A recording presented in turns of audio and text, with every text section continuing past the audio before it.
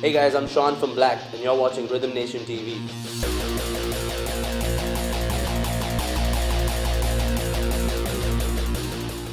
What made you get into music? I was always into music. As far as I remember, the first time I was on stage was when I was about 5 years old or 6 years old.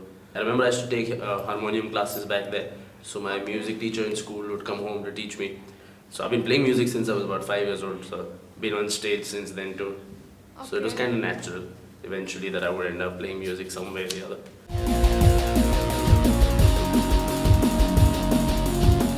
What do you define music as? Horns and the traffic sounds of Bombay, which will kind of lead to an emotion of rage to you.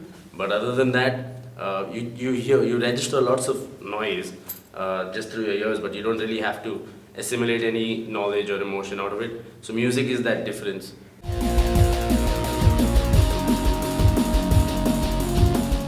So what was your experience when you entered the stage for the first time? I liked it. I liked it a lot. I don't really particularly remember any sort of stage fright as such ever, because I was really young. So when I was at 5 or 6, sent up on stage, and the good thing was I was in an all-boys school, so I just had a sea of blue uniforms in front of me. So I kind of programmed my mind. So you go onto a stage and you see 100, 200, 300. It doesn't really matter because they're all just like a uniform of people there.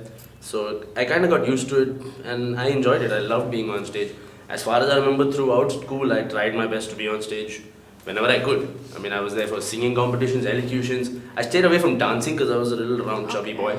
But yeah, any other opportunity I could get, quiz competitions, debates, singing, pretty much everything I could find myself somehow getting onto the stage, I would make sure I was there.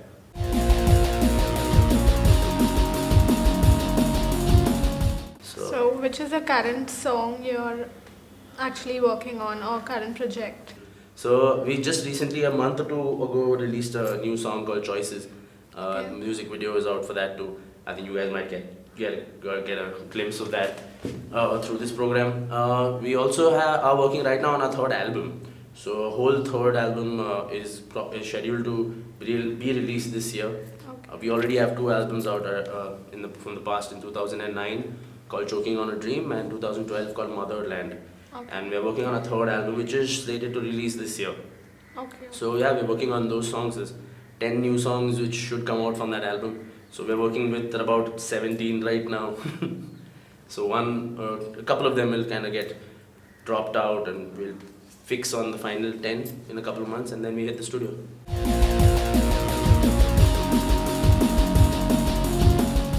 How often do you practice singing?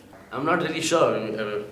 It's basically whenever the mood kicks in. I mean, whenever it is that I come back from work or something like that, or I have a couple of hours to kill in the morning before I go to work. The guitars are always lying around. I have a keyboard at home, basic home recording setup at home. So whenever I get the time, I pull out an instrument and sing along. But the band jams quite religiously, at least twice a week. So we like to try and stay as tight as a unit musically also. So it helps a lot being the singer also. So if you have a really tight band, it makes a big difference when you're playing a show. You can trust the fact that my band won't let me down, and all I have to focus on then is the crowd and making sure that I sing my parts.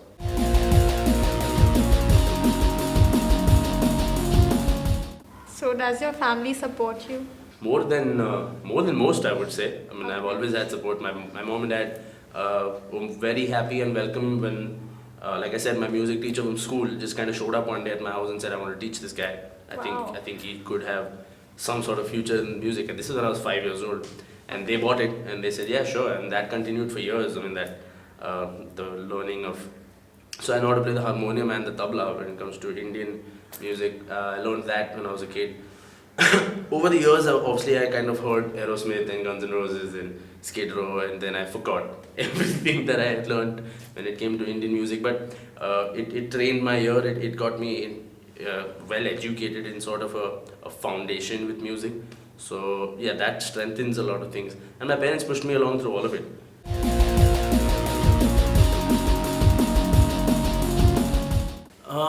Because the inspiration, I would say, with me personally, it would have to be a guy called Eddie Vedder, who sings for Pearl Jam.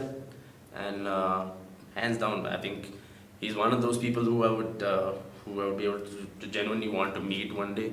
Any kind of mood that I'm in, if I listen to a Pearl Jam song, it speaks to me in some way or the other. So they've inspired us also to be completely independent, not really relying on too many people to just be able to be artists. I'm sure you need the infrastructure, you need all of the management support and all of that stuff, but to truly just be an artist, you don't really need anybody else but the fact that and the want that you want to make art. Something that didn't exist before, now exists because of you. And if you can do that, you're an artist.